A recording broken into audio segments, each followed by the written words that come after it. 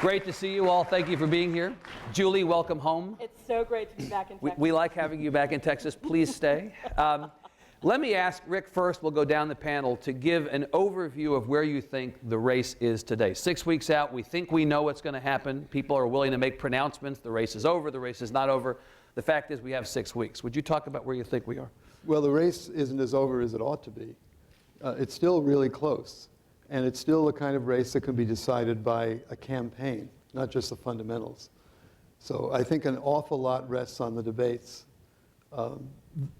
Those are there's the debates, and then there are unexpected outside events that could come in if Israel launches an attack on Iran. The fabled October surprise, right? Something could happen. Something like that. Right.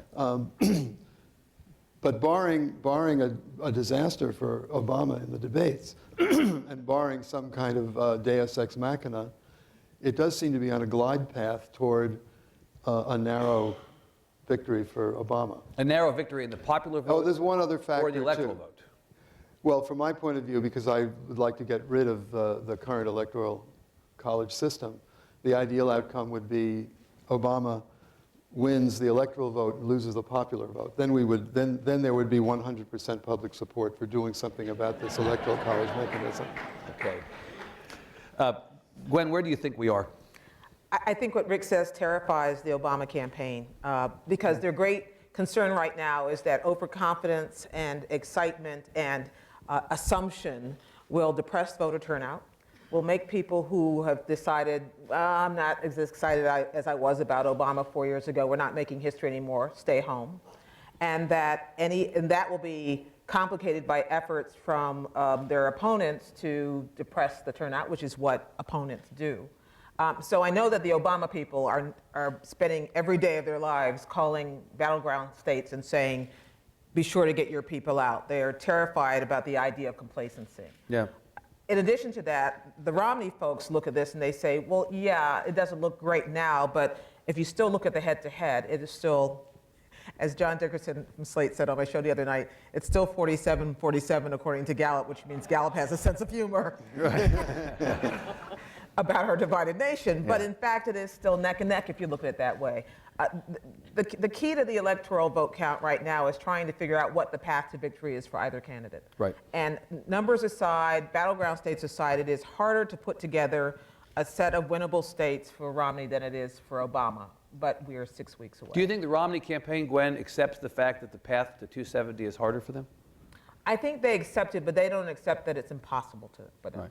Well, we'll talk about what the route might be in a second. Julie, what do you think about this? You know, both Gwen and Rick have said, and there's no dispute about this, that the national polls are close. Yeah, but I don't think the national polls matter that much at this point. I think we're really just talking about the battleground states and the electoral map, which clearly favors President Obama. It's incredibly tough for Mitt Romney to put together a win on the electoral map. And I disagree with you, Rick. I think the electoral college is the best system going so far. I haven't heard one better. I'm willing to hear it. We can talk.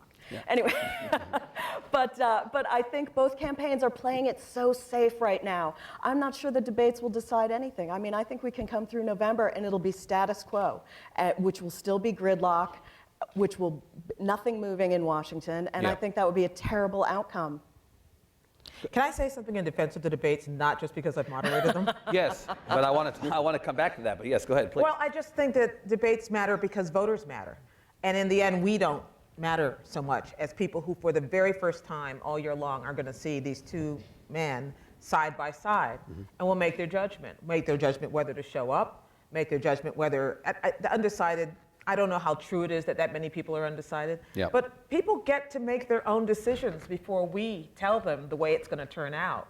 They get to watch side by side and make a judgment based on either what they say or how they look or whether they like their tie. Whatever reason, American voters still get a say. Yeah. Fortunately, they don't seem to be paying much attention to us anyway, so that's actually... Well, that's not always a bad thing. But Gwen, to the debate question, you are the most experienced on the panel here, I think, at having been at the center of debates.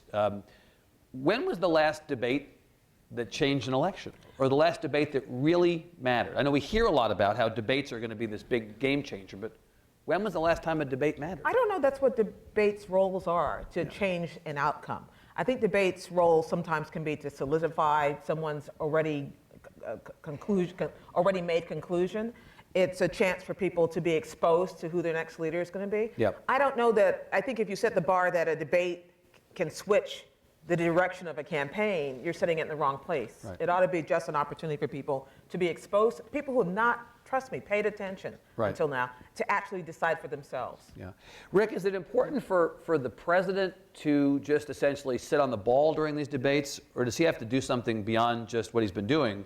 And conversely, is it important for Romney to introduce himself to the country again, I guess, or to go at the president aggressively? What as you look at that debate as being an important moment, what does each person have to do in this case? Well, I'd rather be in Obama's position than Romney's in these debates, not for any particular reason involving my political preferences, but just because it's a much harder job being the challenger when you're up against the President of the United States. So you have to show, you have to differentiate yourself, you have to show disagreement without going over the line into a kind of offensive disrespect. It's a little bit easier for Obama. The debate can make a difference. It's kind of humiliating to think this, but because a debate should be a high-minded exchange of views. But where a debate can make a difference, as I think is well known here in Texas, is if you can't remember how many government departments you're going to abolish. Right. It's the ever-present possibility of an exciting or fatal gaffe. Some kind of a moment, right? Yeah. Of course, you remember. Or invading somebody's space. I mean, that's kind of what we all. Checking your watch. The 5 o'clock shadow. The things we remember about debates do not fit very well with the idea that democracy is an exercise in cogitation.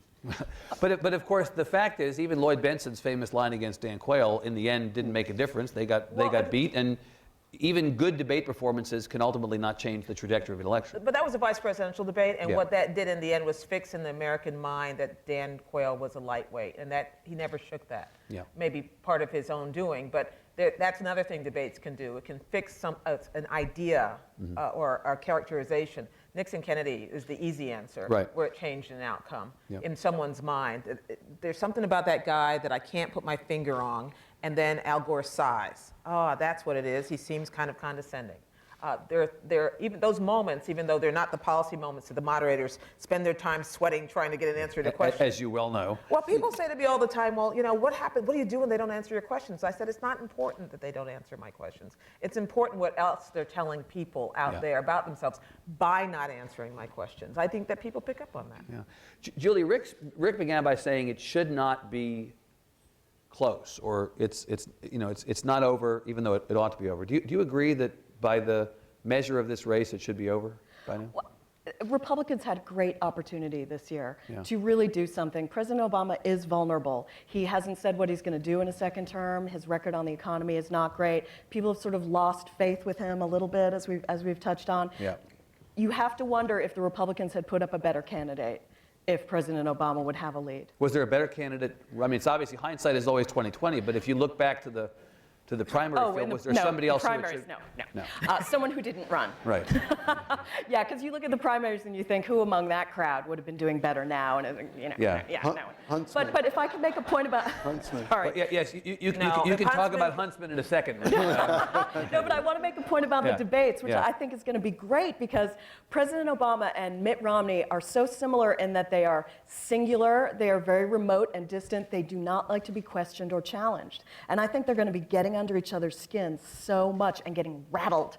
And I think we might see that dynamic emerge, because President Obama, when you cover him at the White House, he's not this affable guy. He does not care for the press. He does not care to be challenged. And Mitt Romney, this longtime businessman, one-term governor, very similar. They have very similar demeanor, that they don't appreciate the exchange of ideas. It's their ideas, and that's the end. Yeah. So I think that's going to be fun. I disagree. I think they're both people who have great.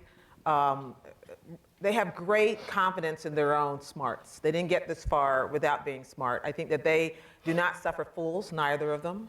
And that is what you see that is similar. But I think that they are fundamentally very different individuals. And that's what we'll be watching this debate to see play out. I don't think whether you like the press is a standard for whether you are someone who can engage in the situation which is provided for you, which is a debate. Everyone knows what that is, and you know what it is you're trying to get across. And the only way you fail a debate is if you don't do what you came to do. And I think they're both very disciplined. So I think there's less likely to be, I mean, I'm not looking at these debates for either to get rattled or get thrown off. Because if they did, then all their extensive debate prep was for naught, because I think that's not what they're trying to do. Gwen, do you buy Rick's point that the burden is really more on Romney here, that you'd rather be, going into these debates, you'd rather be the president? That's what the Romney people are saying. Both candidates are so funny. The other day, David Axelrod was on a Sunday show, or I guess Today's show, and he couldn't keep a straight face trying to say, well, the real difficulty is for the president. Nobody believes that. And it's the same thing with the Romney people. They're saying, well, you know, everyone knows the president's a great debater. This is what happens before debates. They all game the other guy out. Yeah. It hardly matters. Rick, I'm back fixated on this idea that the race should be over, but it isn't. And I can't figure out whether, in fact, that's because the president was so vulnerable and only Romney would not be beating him, or Romney's campaign has been so terrible, but only the president would not be destroying him. I can't I might stipulate that it should be over, but I can't figure out which way it should be over. That's exactly right. That's exactly right, and I had those two in mind when I said that. Yeah. It should certainly, the objective conditions of the economy should make the race over in Romney's favor. Right. And the course of the campaign should make the race over in Obama's favor. So maybe it does make sense that it's 47-47. In the end, finally. Well, let's talk about how, as opposed to where we are, let's talk about how we got here. Rick, let me ask you first. Talk about the Romney campaign. What has happened to this guy? Why does he find himself now in the predicament he's in? Well, he went up against a field which serially led him, in a sense. There was always a 10-minute front runner that wasn't Romney. And one after another, these guys would pop up, and then they'd shoot themselves. And then at the end of this process, you had Romney. He was the one left standing. I would argue they didn't shoot themselves, he shot them. Mitt Romney spent a lot of money playing whack-a-mole with whoever was that 10-minute front runner, and he and his supporters and super PACs and other people, if you went to any of these states where the next primary was up, and you saw that, I don't know, Rick Perry was suddenly the guy who was supposed to be up in Iowa, he was obliterated. Not because he tripped and fell, which he did too, fell down and went boom, but also because the Romney forces left nothing to chance, and in a serial fashion, they took out one after the other after the other. Now, that should make you stronger for the fall, right? Yeah. Theoretically, but it hasn't played out that way because now he's just got one person to focus on, and he's not a 10-minute front runner. But at no point during that primary, you got the sense at least that at no point during that primary was there a groundswell of support for him as much as ambivalent about or opposed to everybody else, right? I mean, the joke, Julie, was, you know, that we think that the Republicans are beginning to fall in like with Romney, right? There wasn't an enormous amount of seeming Romney support or a Romney base. It was always an arranged marriage, but you have to put it in the context of this economy. Yeah. You know, Newt Gingrich is a luxury for a better time, you know, and we can sort of indulge whimsy, right, you know, because we're all making money and our 401ks are fat, but now it seems like Americans kind of want a grown-up to come in and fix it, and maybe out of that field, Mitt Romney looked like the best shot at that. Well, and in fact, his background, Julie, in business, which has obviously been much discussed during this campaign, in an election that's supposed to be about the economy, you'd think it would line up sort of just so, or close to being. And it does for a lot of people. Yeah. But, you know, there's also been some great reporting on how running a business is different from running the government. And also, he's never articulated why he wants to be president and what his presidency would look like. And I think there's all sorts of gaps that people are sensing. Why is he running? I still don't know. Do we assume that that's the deciding factor in the mind of some voters, that one of the reasons that people are reluctant to push him above 50% or even with the president in some polls is because he hasn't been specific enough about what he wants to do? It's because in order to defeat an incumbent, and this has always been true, you have to prove why the choice that some majority of voters made 4 years ago was a bad one, and that you are a better choice. The choice has always got to be why I am better than the guy who already has the job. That's a very high bar, and in order to do that, that's what Bill Clinton did it, but he had help with a consistently bad economy and an opponent who couldn't explain why he could make life better. And he had Ross Perot. And he had Ross Perot. Right. Which is not a small thing at all. So you're saying, Gwen, that you think that it's necessary that there be both a negative case against the incumbent but an affirmative case for yourself. Yes. And he's made the negative case against the incumbent, or tried to, but he hasn't made the adequate affirmative case for himself? The most effective ad that the Obama campaign has on the air right now is where he finally takes on directly this idea that the last 4 years, you're not doing as well as you were in the last 4 years. And he says, let me explain to you, this is the Obama campaign, how we have improved the last 4 years, and then they tick them off. Yeah. That is taking on head-on the central argument that, at least for a minute, the Romney folks decided to make against Obama. And the Clinton speech at the convention was effectively a 45-minute answer to the question of a 48-minute answer. Not that I was counting. In fact, he'd still be speaking if we let him actually. It's effectively that long an answer to the question, are we better off than we were 4 years ago?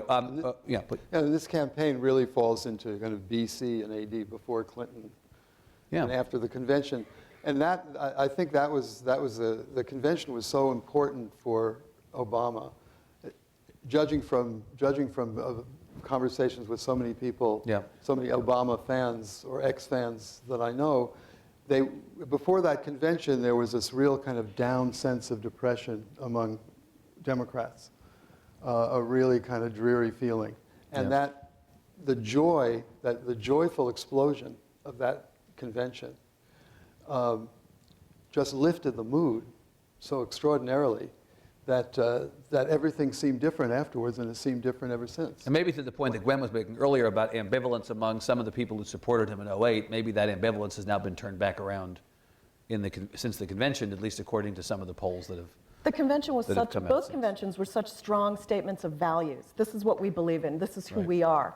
And the Democrats, the Republicans had a very long business meeting, and the Democrats had a big fat party. Had a revival. Right, had a revival, Come back, Rick, to Romney. Is there anything that the Romney campaign has not done that they should have done to mitigate some of the things that have hurt Romney to this point?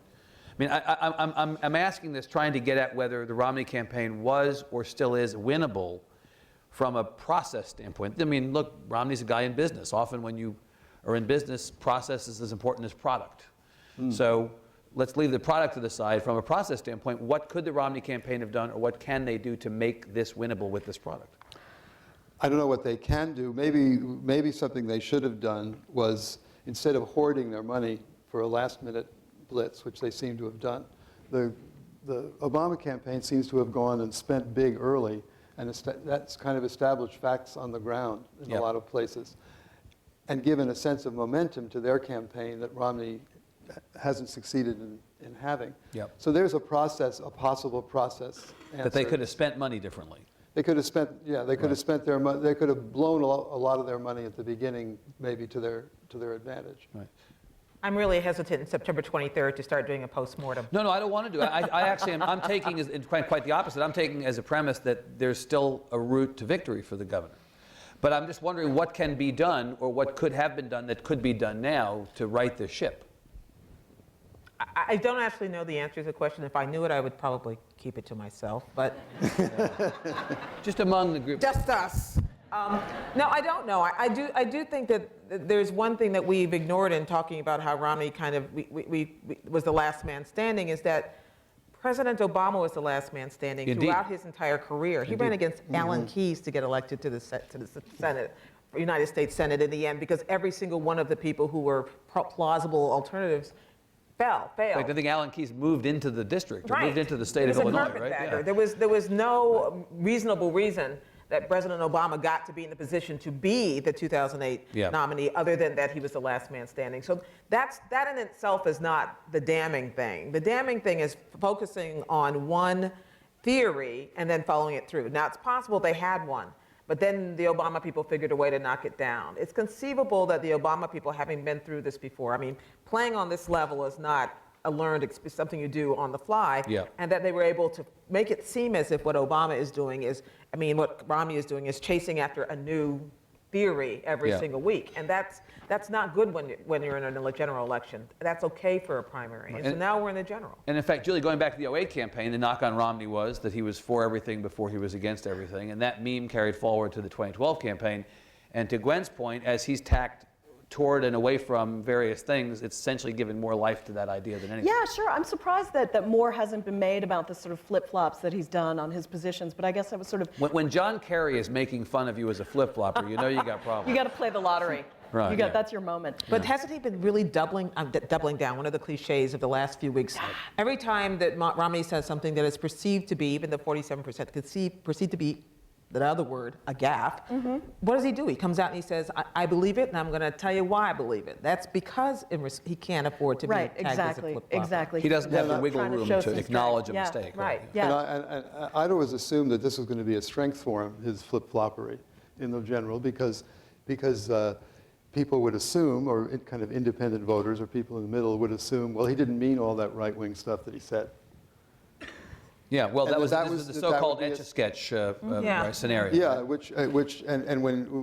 that aide said Etch-a-Sketch, he kind of dropped the curtain on that one. But it has not turned out to be a strength, and largely because the conservative movement, the right, is so firmly entrenched that they won't let him do it. Yeah. You know, each time he puts a toe into that middle, it gets stepped on, Right. and he draws back. I think it is a dilemma. It is a dilemma to try to, the leaked tape was really him speaking. It was actually revealing because it was him speaking the way he speaks in a tactical way to a group of people who was trying to get to write him checks. Yeah. He This seemed at ease, didn't he, in that tape? He seemed at ease, but he also seemed like he was a businessman trying to close the deal. That's what he was there to do. Your job is to write me a check. My job is to do what it takes to get you to write me that check. Now, it doesn't sound pretty, the sausage making, but that's what he was attempting to do.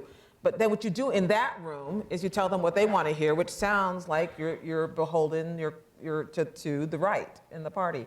In the middle of, which was last May, which was the middle of the primary season, or after the primary season. So in that coming out in the fall when he has been trying to pivot to get to a broader, it couldn't have been a worse possible time Unhelpful. for him. It was a different message for a different time. Gwen, I want to ask you about the president, because we've been sitting here talking trash a little bit about Governor Romney, when the reality is, based on everything we've said, the president you'd think would be winning this thing by 10 points. But the fact is the president is not. The economy is bad. Unemployment is up. Confidence in the right track of the country versus the wrong track is where it is. We know that about 2/3 of the country thinks we're on the wrong track. The fact is he hasn't had exactly the last 3.5 years have not really been an endorsement for another term in the minds of a lot of people. What did he do? What happened? Where did we go off the rails with the president? You know what, I think the thing that resonates most is when Jorge Ramos the other day in a town hall meeting that the president gave at Univision was asking him about his stance on immigration. He said, you broke a promise. You said you were going to do something about immigration reform in your first term and you didn't do it. You broke a promise. And he kept coming back to it. And the president's answer was, I never promised to do it all in my first term. Fine. But that idea that he disappointed his base has been as harmful in many ways to his reelection chances as to a terrible economy, which no president has ever been reelected with this kind of economy on the books. So I do think that he has some the dilemma for him. And another effective ad that the Romney folks put out was one that said, I know you voted for him. I know you had high hopes. He disappointed you. Come home to me. Yeah, the Right. RNC and Romney did that. The Very more good. in sadness than anger approach. Yes, exactly. Right? You know, he's a nice guy. He was a transformational figure. He just wasn't up to the job. Right. We wanted him to succeed. We wanted him to succeed, right. You know, this is where when Sarah Palin actually said, sort of, you know, out of the side of her mouth at one point in the last couple of months, how's that hopey, changey thing working out for you? If you get past what the visceral reaction you might have to that is actually the fundamental problem for the president. Is that his threat is not from the right, they were never going to vote for him anyway, his threat is from the left, from the disappointed base. Which is why the convention was so important in lifting that mood. Right. But you know, the way we elect our presidents is a machine for creating disillusionment and disappointment. When you run for president, you got to talk about that. Okay, well, when you run for president, you present your vision for the country and what you want for the country. You don't say, here's my vision for health care. We're going to get a 3,000-page complicated bill here that it doesn't really do, it won't cover everybody, it'll cover most people, it'll be kind of okay, it'll still be kind of horrible, but and that is my vision for you. And we can't get it passed, Yeah. but if we can't get the votes, we'll just jam it through anyway. That's right. Right. So you can't. So the product that comes out at the end of this system, with so many veto points and so many places where things get derailed, and so much power for well-organized, well-financed minorities to stop everything, is always going to come out disappointed. And you know, we're a little ahistorical about this stuff. The same kind of things that are said about Obama were said about Roosevelt. A different situation, because Roosevelt was lucky enough to have the economy collapse 3 years before his election, instead of having the collapse occurring right before he's elected, and then the effects of it first being felt when he was president. Yeah. But still, a lot of the same things were said. A lot of the same things were said about Clinton, about Truman, and God knows about Carter, that have been said about Obama. Yeah, but President Obama takes it to another level. When you think about his inauguration, it was this messianic moment. Do you remember in Washington, people hugging and crying in the streets because we've elected President Obama, and he came in with a 79% approval rating? I mean, we create this cult of personality around our leaders, and of course they inevitably fail. His signature piece of legislation is the least popular federal policy in 50 years. People don't like healthcare reform. He was never able to sell it. He hasn't really done much that people like. And yet the hubris still exists in the White House. There's a really telling anecdote in Bob Woodward's new book, which is otherwise largely unreadable, that during, no, it's just a really gritty detail. But President Obama and John Boehner are sitting outside at the White House during one of their big talks over the grand bargain. And Boehner says to Obama, "How are you going to sell this?" And President Obama reaches over and puts a hand on his arm and says, "Very confident in my ability to convince the American people of anything." It's like, really? On what? He has not sold any of his policy ideas. He sold himself as a good guy, and you see this in the polls, that people like him personally. They think he's a good man with good values, and they like his family, and they think he's a nice guy, but they don't think he's done a good job. At the end of the day, his strength selling himself and his campaign's strength in selling him during the last campaign was so amazing.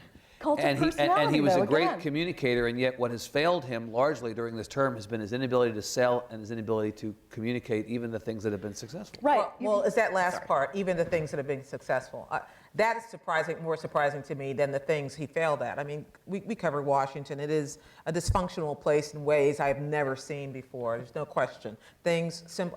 They agree on the Farm Bill and they can't get it passed. I mean, it's remarkable, the agreement that still can't become law. So that's a tough situation, not only for a president, but also for anybody who's trying to make law and make the world better to suit their vision. Yeah. What I think is interesting about what happened with the president, with all the crying and the weeping on the Mall, is how America felt about itself when he was elected. And this cannot go unstated. America was proud of itself for electing a black man in spite of itself. In spite of all the things we know about us, look what we did. There was a lot of back-patting that went on, and quietly tamped down a lot of resentment, which was just waiting for somebody, some sort of vessel to play it out. And the Tea Party, in some respects, was part of that piece. So I think as you assess the 4 years of the Obama administration, what was able to accomplish and what he was not able to accomplish, how he's viewed, how he's not viewed, you can't help but turn the spotlight back on the American people and how they viewed themselves when they voted for a black man for president. Well, I got to stay with race for a second, because obviously race has manifested itself in... I thought I'd bring it up so you didn't have to. I appreciate it. Race has manifested itself in this election cycle around the edges in the form, some will say, of the birther movement, right? In the form of comments that Governor Romney makes, whether intentionally or not, that describe the president as foreign, or somehow he's not, he's European. He wants to be like them, not like us. Can you sort of address this? Is this the media largely looking for something that is not there, or is this absolutely at the issue? It's really impossible to know. Yeah. Obama is such a singular creature. He's a black American, but so they say. So they say.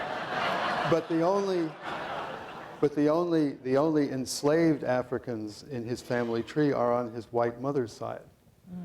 You know, he has a foreign name. He's incredibly comfortable in the kind of cultural black world. You know, he's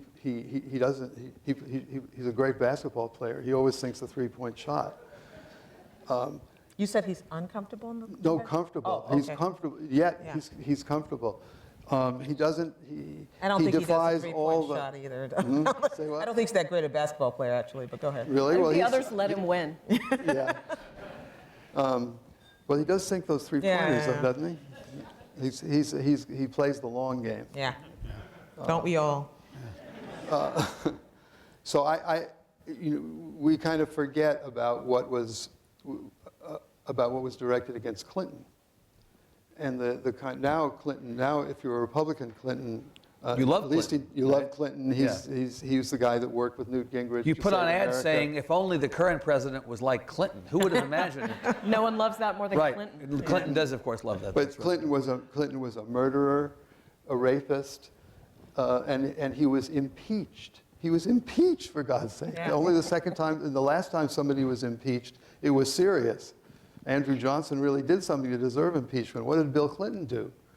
And so the viciousness that's directed against Obama is not that different from what we've seen. Now, what the mixture is of nativism and racism and classism and whatever all these things are is really hard to separate out. I think there's a real race subtext to it, and we see that in some of these welfare ads that have come out, and the birtherism and things like that. I think that, and I hear that from listeners, they feel a real sense of displacement that this black man is in charge.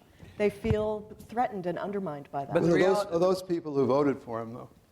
No. To begin with. But the reality is, I think we can all accept, though, whatever you might believe is at the, on the edges of all this. These are the president's problems right now politically are problems of his own making. Correct? No. You don't think so? You don't think that the last 3.5 years, what he's not been able to communicate about his successes, the difficulty he's had in selling things, that the net of that is not the reason that he's not beating Romney by more points at this point? I think there is a function of there is that. Yeah. There's also a certain otherness, which no matter he didn't win by that much. If people remember, 48% of Americans voted against him last time. So it's not as if there was this wonderful unanimity of idea and purpose when Barack Obama was elected. There was not. There's a story in today's Washington Post written by Joel Achenbach, the great Joel Achenbach, where he went to Steubenville, Ohio, which is a swing city in a swing county in a swing state. And in it he talks to people who are truly, truly undecided, but it's also the most depressing place in America. Steel mills closed never to reopen. A horrible, horrible place. I mean, not a horrible place. I'm sure it's a lovely place in many respects, but nobody's working for a living. And he quoted one guy saying, if I had a choice between Idi Amin, Osama bin Laden, and Saddam Hussein, I still wouldn't vote for Barack Obama. Now, this guy was never going to vote for him. He's not one of the people the president lost.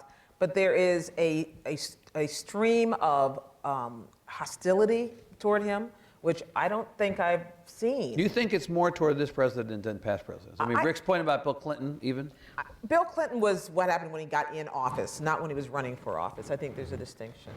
Also the economy, obviously, out of the president's control, really shaping perceptions about him and the job he's done.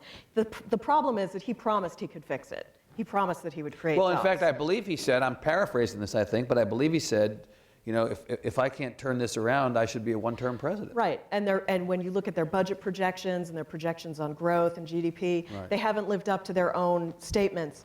We have to hold them accountable for that. Maybe he should be a one-term president, but you can't get beaten by nobody.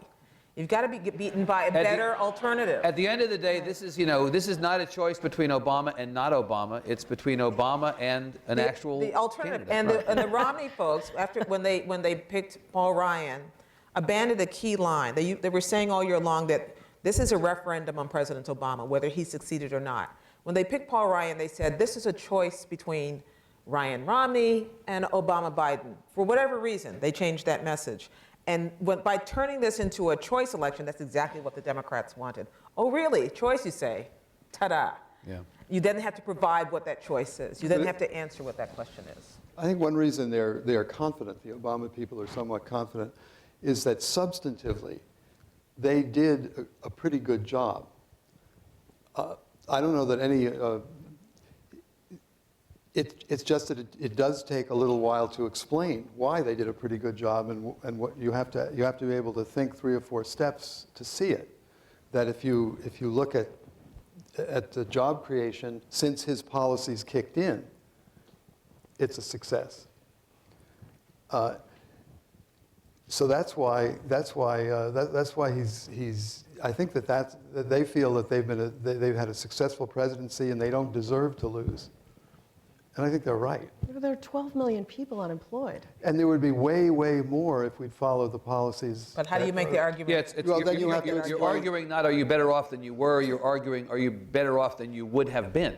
That's a hypothetical argument. That's Yeah. a tough one. Yeah. And is. they're I both, agree they're it's both tough. basing their arguments on hypotheticals because Mitt Romney is saying it should have been better, and Right. President Obama is saying it could have been worse. And he's also saying, are you better off than, will you be better off than you would be with him? In other words, And they're that's the looking most ahead, interesting too. thing showing Yeah. up in these polls, which is kind of the worst news in some ways for Romney. Because if you just look at our conventional right track, wrong track, most Americans still think we're pretty much on the wrong track, that we're heading in the wrong direction, even though fewer think that than used to. But then you go in the same poll and ask them, are you optimistic about where we'll be next year? And they say yes.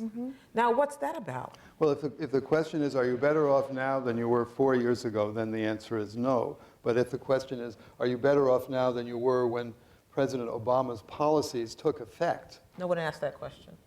So it's a mouthful. It's a I mean, you know, it's a harder question to ask. Gwen, you brought up Paul Ryan.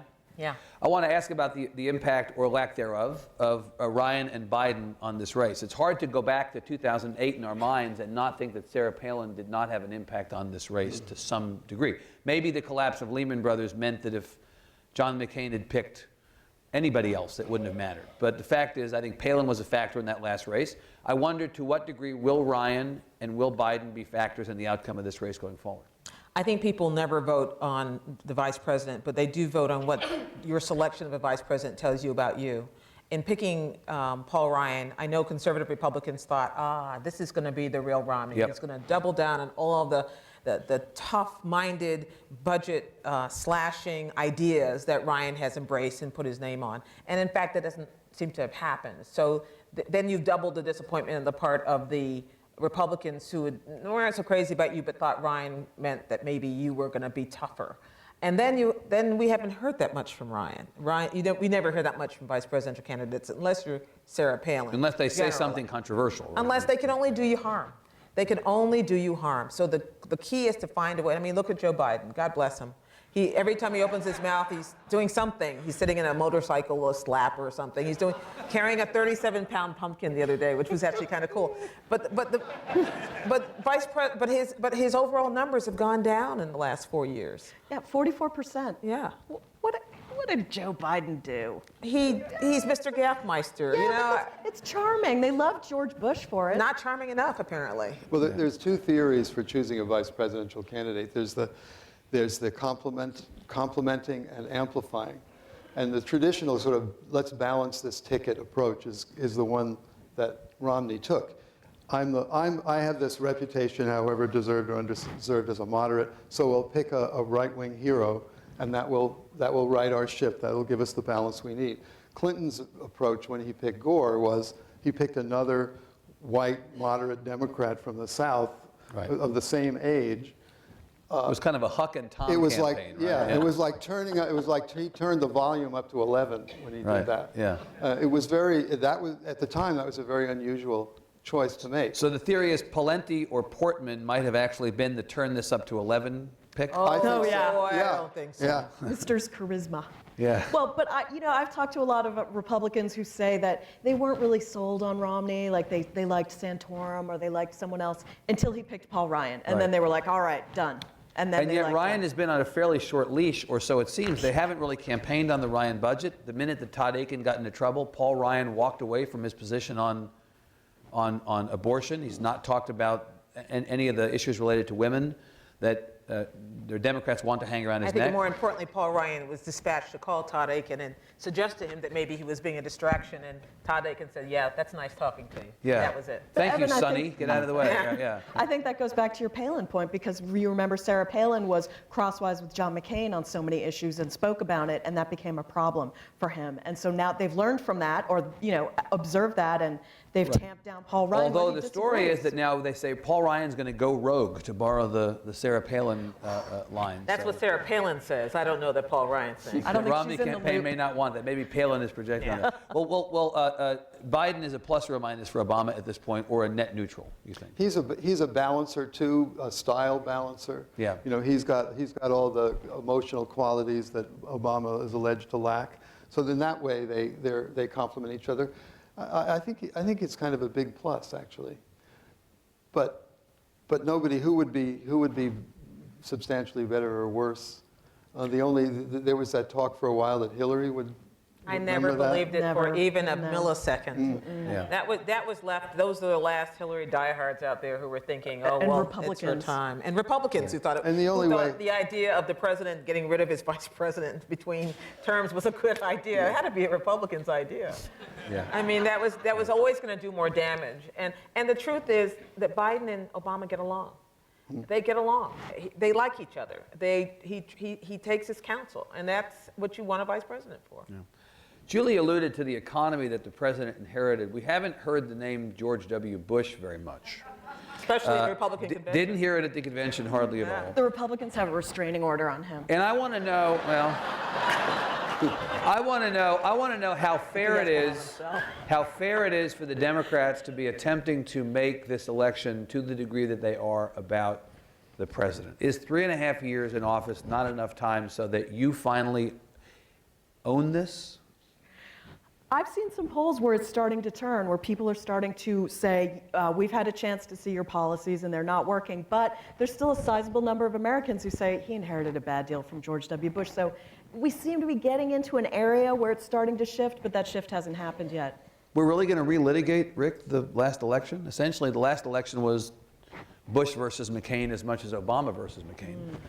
And so are we going to relitigate this now and somehow make Bush an issue in this election? I have a hard time believing that. I don't think there's been an attempt to make Bush per se an issue in the election, but this was the last Republican administration. It was 8 years long.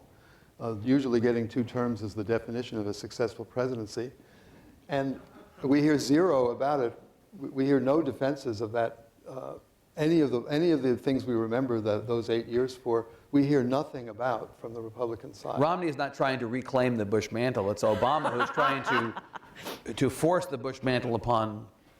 Yeah, but not as much as Romney. you would expect. I don't remember hearing a lot of that at the conventions. And I have to say that George W. Bush has done his part to stay so far beneath, as promised, Yeah. to stay so far beneath the radar that he knows that he would be a lightning rod. He knows he would attract that kind of attack, and there could have been a lot more had he or Dick Cheney or anybody from his administration spent a lot of time trying to rise up. Even when people from his administration spoke at the Republican convention, it wasn't in defense of his policies. I was struck by Condoleezza Rice's speech, which was well received, which well delivered, but she did 2 things. She didn't necessarily, she delineated what her differences were with the Obama administration on foreign policy, but not by necessarily defending everything the Bush administration did, and never by attacking the president by name, not once.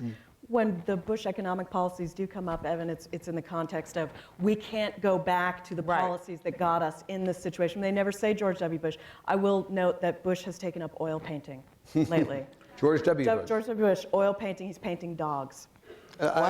He's I don't oil, think- yes, oil painting. Dogs? Portraits of dogs. I would bid on one of those. It's like prison art. I don't know what to make of that. He needed a hobby. Right, okay. So as we land this plane here, begin to land this plane, and then transition soon to questions from the audience, what do the next 6 weeks look like? Leaving the debates aside, although obviously that is a big part of it, there'll be 3 debates. First one's October 3rd, Right. Which is next week, or 2 weeks from now, I guess. Week and a half. Week and a half from now. What do the next 6 weeks look like? Will they look like the conventional end to a campaign like this? I think it's going to be nasty hand-to-hand combat. It I is. think it's going to be just in the way that I couldn't have predicted to you last Friday night when I was going to be talking about this Friday night. I have no idea what I'm talking. We were talking about foreign policy. We had a huge foreign policy discussion a week ago. This week we were talking about taxes and gaffes and secret tapes. And then next week, I have no idea. It's a complete blank screen about what the fight's going to be about. I think you cannot assume, and I don't know that anybody does, that Mitt Romney is going to roll over and play dead here. He has no reason to, because he's still close enough to make this a fight. I think they are putting a lot of their eggs in the debate baskets, and they're not. And even though we are all focused on the first one, I think they're focused on it as a way to build to November 6th. And the focus, Rick, is likely to be in an increasingly small number of states if the Romney campaign is to be believed. That they've pulled key people out of New Mexico. They've pulled people out of. We didn't know anybody was in had people in New Mexico, but they pulled them out. Michigan. The number of states we're talking about here as being ultimately important to decide this election is 8, 7, some number there. We're going to be focused really on those states to the exclusion almost of the others. Yeah, and that's a story that you can't really cover by paying attention to the candidates and their headquarters themselves. Right. You know, that's a sub rosa story. It's on the ground, and you've got to cover it on the ground. What's going to be happening above in the kind of visible part of the campaign is it's sort of like two big jetliners coming in for a landing. And one of them is on a relatively smooth glide path, a predictable path toward where it's going to land. Yep. And the other one, it's what I'm so curious to see, and I think it'll be so interesting to see in the next 6 weeks, is how does the Romney campaign steady itself and figure out exactly how they're going to do this? Because it's been a bumpy ride for the last couple of weeks for them. And having resisted, Julie, the suggestions of some Republicans, Peggy Noonan most recently and maybe most famously, that he basically fire everybody. If you like to fire people so much, fire your staff, right? Right, exactly. And get a whole bunch of new people. It's only 6 weeks out. It's kind of late to be recasting the play when the opening is 6 weeks from now. Yeah, it's true. That would look if the columnists got a vote, this would be over. But well, don't you think? And the fact is, I mean, has it not surprised you? Maybe I should be surprised by nothing at this point, but I was a little surprised over these last couple of weeks to see Bill Kristol, Peggy Noonan, a bunch of these David Brooks, folks. Mike Gerson, you name Right. it. Well, I don't know that I Bill put David Kristol. Brooks in the same category on the conservative spectrum as I would put necessarily Peggy Noonan. But you're right, though, that the range of people on that side have essentially pulled the ripcord here. It seems as if they're pulling the ripcord. They always make sure to leave as their last line, I'm not saying he can't win this. Actually, Bill Kristol didn't say that. Yeah, Bill Kristol did. Right. Yeah. But the point is, they seem to have. Yeah. They seem to have said essentially, you know, we have written this guy off, and that's kind of it. Frank Rich has a great piece in the new New York Magazine. He immersed himself for the week of the convention in conservative media. Have you read it, Rick? Yeah, It was such a good piece. Just consumed nothing but conservative media, and it was like an anthropological experiment. And what he found was a great dissent and disagreement within, Rush Limbaugh, Mike Savage, Laura Ingraham. They were so unhappy with the convention, and they don't like Mitt Romney, and they're furious about how Republican values are being tamped down in this, and the play to the middle. They're just furious, and there seems to be furious debate going on within the Republican Party about what's happening to their party. Yeah. And if you don't listen to conservative media, which I really don't, you miss out on that. But there does seem to be great dissent, and I think that Peggy Noonan and Bill Kristol are sort of like that part of the iceberg that's above the surface that we can all see. Well, in some ways, as we said earlier, that where the president's most vulnerable is not from his right, but from his left. Maybe the reverse is true with Governor Romney, that where he's most vulnerable is not from his left, but from his right. And the president has managed for now to mollify shore up the left. Yeah. Before we open it up for questions, and we have microphones in the aisles, and I want to encourage robust questioning. We'll have actually some time here, so we're not going to have to tell a lot of people that they don't get to ask their questions. If you line up, we'll be able to take your questions. I want to ask each of the panelists, before we do that, to reflect on how this campaign, leaving the candidates aside, from a process standpoint, has been different than other campaigns. We were visiting, I know we said we were not going to refer to the secret green room conversation, Gwen, I'm sorry. But we were talking about the impact of Twitter on the campaign. And the fact is that this campaign has been covered in ways that are different. And the way people are consuming information is different than it has been in the past. How is this campaign different from campaigns past, or are we just pretending it is and it isn't? Right. Well, the ratio of reporting to commenting is a lot lower than it's ever been. And it's because of this churning social media thing, and because of but I think a lot of it is a phenomenon that's at the top that's the political class, the class of people who watch, when they turn on the TV, their first instinct is either Fox News or MSNBC. And who follow all the political blogs, and when you're immersed and you're marinating in that, and you're tweeting all day long. Yeah. You believe that's the reality. You do. You're in a state of reality. super excitement all the time, Right. overstimulation all the time. And I still think for probably 85% of the electorate, they're absorbing it in a more or less traditional manner. Yeah. Gwen, you represent on PBS, you are the old school, down the middle, center stripe. We don't play in those partisan couches, right? And proud of it. Yeah. I really do think that we are all living in these silos. It's actually one of my great concerns about society, not just about journalism, where it's possible to get up in the morning, turn on the television, listen to someone who agrees with us, log on to our computers, listen to someone who agrees with us, tweet with people who we have curated to agree with us, and then not ever encounter anyone who sees the world differently. So that when we encounter someone who says, well, that Romney guy's not bad, we are shocked. We are shocked. We are shocked to watch Romney talking like a politician, as if somehow we believed he wasn't a politician. Or a human, for that. Or a human. The idea that we have, I can't believe Romney seems human. Well, it's just, that's what happens. We believe that when the president consistently always mentions his daughters, that's just because he loves them that much and not because it tests well.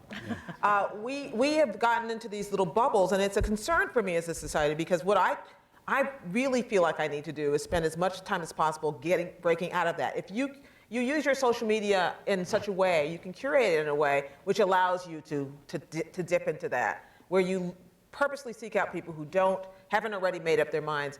The reason why I do my job the way I do this, because I want to always leave over the possibility that there's another point of view, and that the person who has a point of view that's different from somebody else is not venal about it. They have different life experiences which take them to that. And that's why I so consistently want to hear people talk about what voters have to say and what their conclusions are and what's really affecting them, voters who actually listen to a variety of opinions. I remember in 2004, after the vice presidential debate, I went out in Ohio to do one of those swing state, swing county stories, and I walked into a Piggly Wiggly supermarket or something, and I walked up to a guy who was wearing a leather bomber jacket that had a Steelworkers logo on it, bald-headed, maybe 50 years old, told me he'd been unemployed for 11 months, laid off from the steel plant in Canton, Ohio.